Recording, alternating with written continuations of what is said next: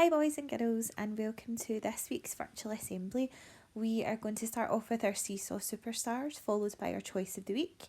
We then have some French with Miss Healy, and then we're going to speak a little bit about Lent. We're then going to share some updates from our World Book Day celebrations and why it's just so important to read. And we're going to finish off with some body percussion. Let's get started.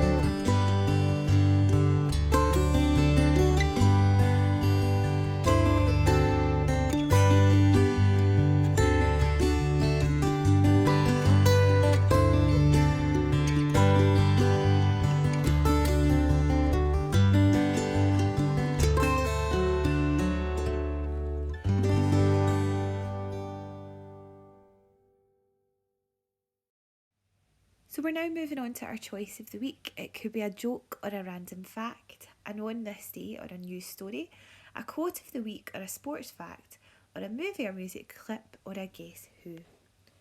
And this week it's a sports fact, and it's a little video from an Olympic skier who took part in the 2022 Beijing Winter Olympics. Shemi Alcott. I used to be an alpine ski racer.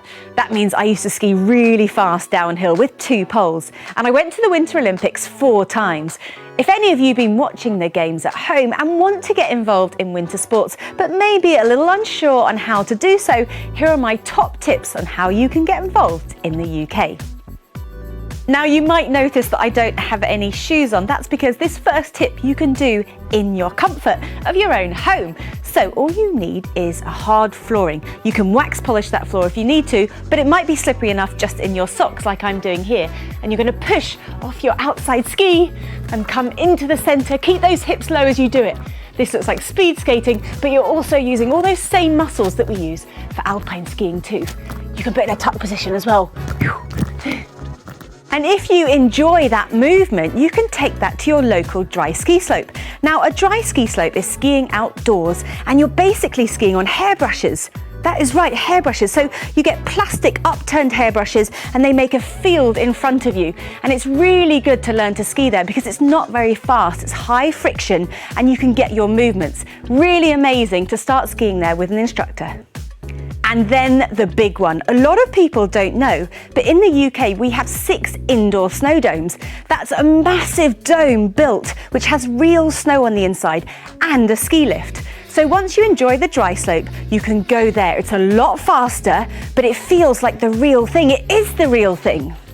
When you learn to ski for the first time, your instructor will try and make you put your skis, fan your skis out and your tails out into a pizza or a snowplow. This is the easiest way of controlling your speed as you go down the mountain. Slowly, you'll gradually bring your feet underneath you, parallel, or chips people say. That means you'll make speed a lot quicker. Then you have to try and build angles. Now you can do this in your own home. All you need is a wall or a chair, and you're going to make sure that hip comes towards the wall and put those skis, imaginary skis, onto an edge angle. Can you see? I look just like I do when I'm skiing. I'm just not going 80 miles an hour. And my last tip is, just because you don't have the need for speed doesn't mean you can't get into skiing. If you're really creative and you do loads of skateboarding, there's a lot of sports out there like snowboarding or sledging that you'll enjoy on the mountains too. So we're now moving on to our languages with Miss Healy, and this week she's going to share some French vocabulary all about crepes because this week was Pancake Day. We hope you all enjoyed some pancakes if you managed to get some. Bonjour tout le monde. Cette semaine, c'était Mardi Gras. Nous avons créé des masques de carnaval et surtout, nous avons mangé beaucoup de crêpes. Aujourd'hui, je vous donne un peu d'informations sur les crêpes. Regardez bien comment les faire. Bon appétit. Au revoir, à bientôt.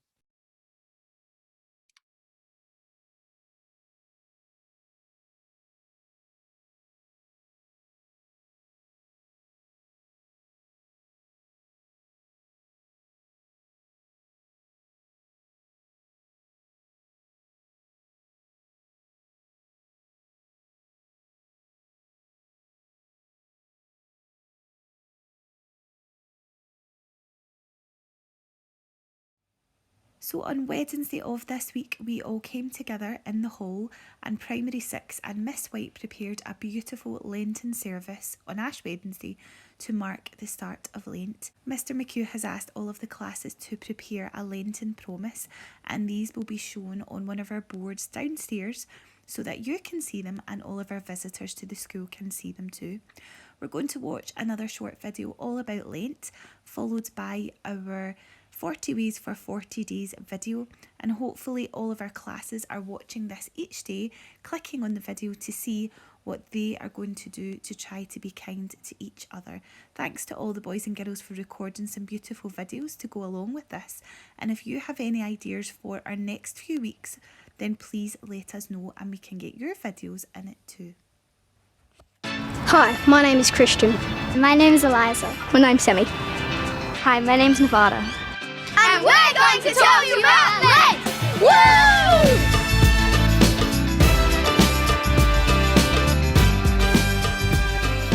Woo! Lent is a very important tradition for most Christian people. My family are Catholic. We go to a Catholic church and a Catholic school. Lent goes for 40 days and comes just before Easter. Lent is the time when Jesus was tempted by the devil for 40 days.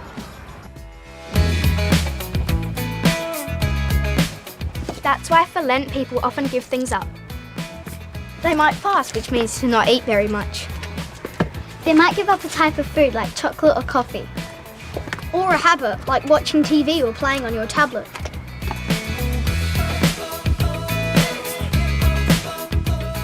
You could promise to consider others less fortunate than us. At our school, we fundraise. The idea of Lent is to become more closer to God. On Sundays, you don't have to fast, it's a rest day. In Lent, people don't eat meat on Fridays. Some people have fish instead. The day before Lent is Shrove Tuesday when you get to eat pancakes. Then there's Ash Wednesday. That's the day when the priest puts ashes on your head in the shape of crosses. The ashes come from special palms blessed by the priest the year before. The priest asks us to bring palms in to remember when Jesus was welcomed as a king. Ash Wednesday comes on different days every year, but it's always 46 days before Easter. We're halfway through Lent and I've chosen to be kind to everyone. The last day of Lent is Holy Thursday, which reminds us of when Jesus had the Last Supper and washed the feet of his disciples.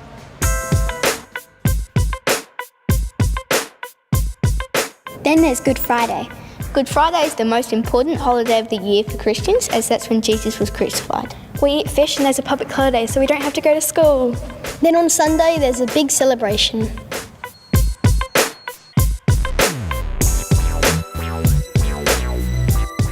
We celebrate Easter Sunday because it reminds us of Jesus' resurrection. We eat Easter eggs and hot cross buns and go to church. Easter eggs are important because they remind us of new life. And we have a feast with our family.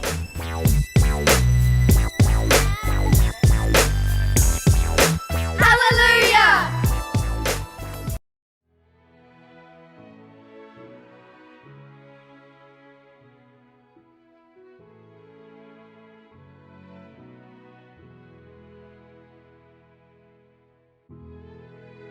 Write some notes telling people what you appreciate about Walt.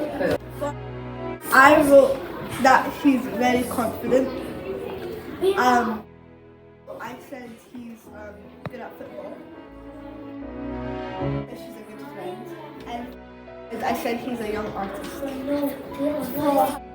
She said he's good at football. I said she's funny.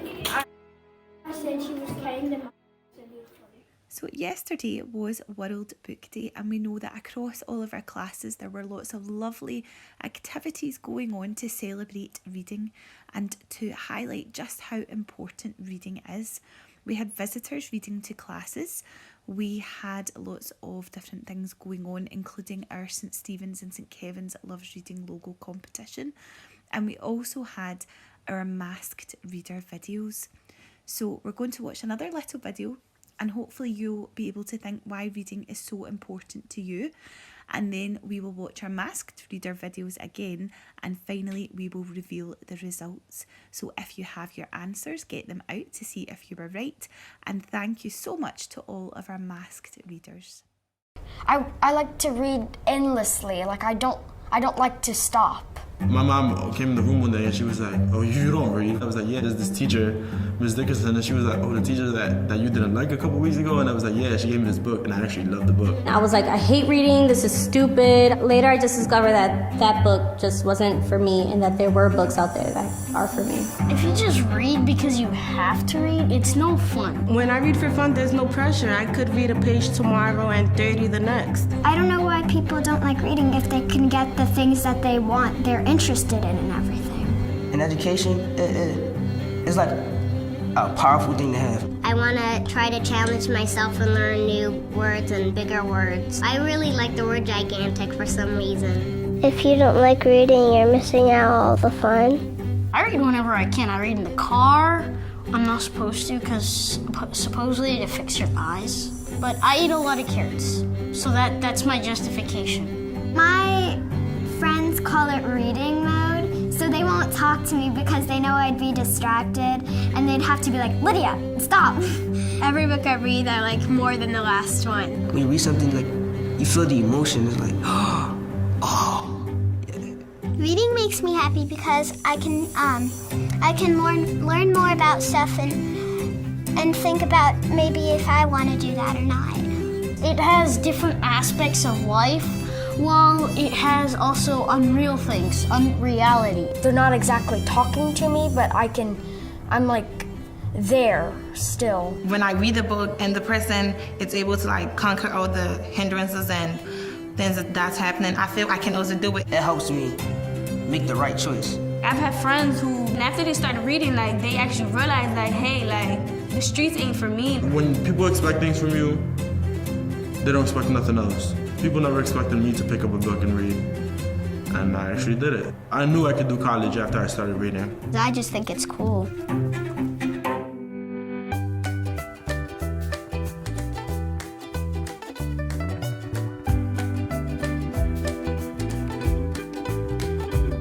Hello there, boys and girls. I'm going to read to you a squash and a squeeze, my favourite. A little old lady lived all by herself with a table and chairs and a jug on the shelf. A wise old man heard a grumble and a grouse. There's not enough room in my house. Wise old man, won't you help me, please?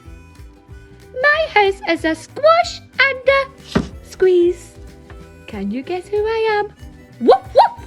Roar, roar, roar, roar. Hello, boys and girls. Today, I'm reading my favourite story, The Tiger Who Came to Tea.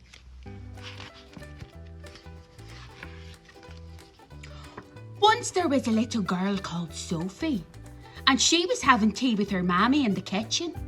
Suddenly, there was a ring at the door. Wonder who it could be, eh?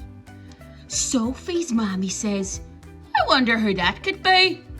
It can't be the milkman, because he came this morning. Can you guess who I am?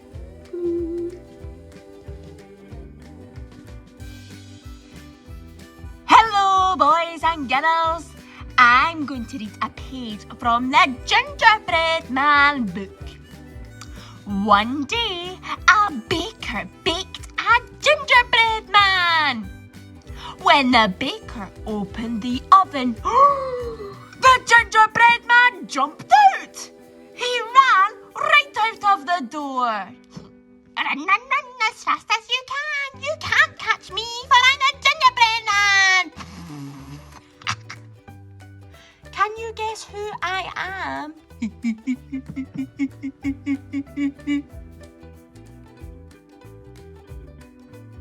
Good afternoon, boys and girls. I'm going to read you the story of Gilbert in the Deep. Gilbert, the great white shark, loved to play hide and seek with Rita, but they already knew all the nooks and crannies in the coral reef and all the hiding places in the wreck. So one day, after school, Gilbert asked his mother, "Mum, can we go and play hide and seek on the other side of the reef?" "If you like," Mrs. Munn smiled, "but be sure to be back before the sun goes down and don't go over the edge."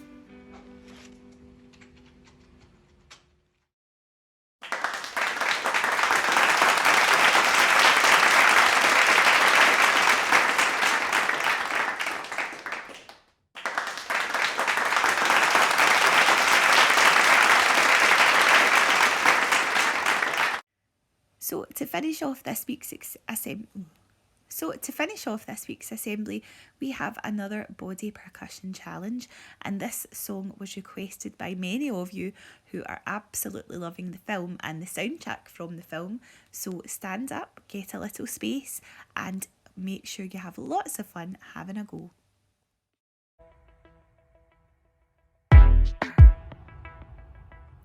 I'm the strong one, I'm not nervous. I'm as tough as the crust of the earth is. I move mountains, I move churches, and I glow cause I know what my worth is.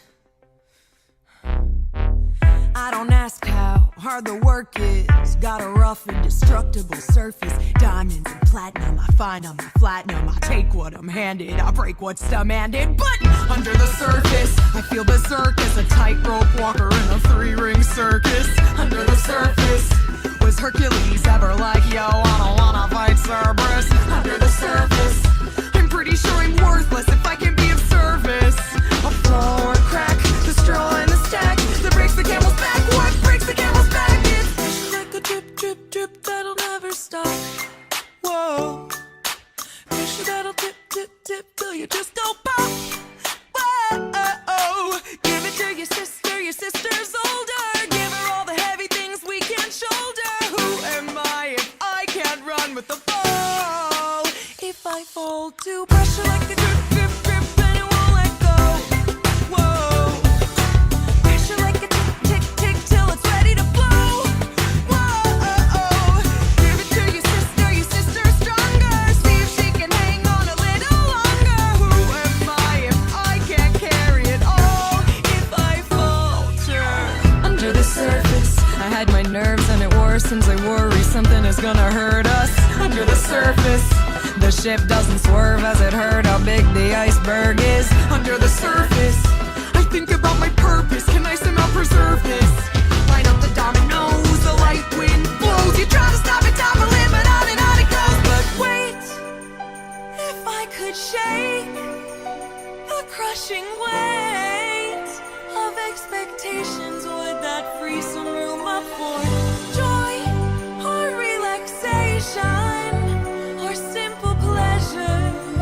Instead we measure this growing pressure. Keeps growing, keep going, cause all we know is pressure like a drip, drip, drip that'll never stop. Whoa, pressure that'll tip, tip, tip till you just go pop. Whoa, give it to your sister, it doesn't hurt, and see if she can handle every family burden. Watch as she buckles and bends but never breaks. No mistakes, just pressure like a grip.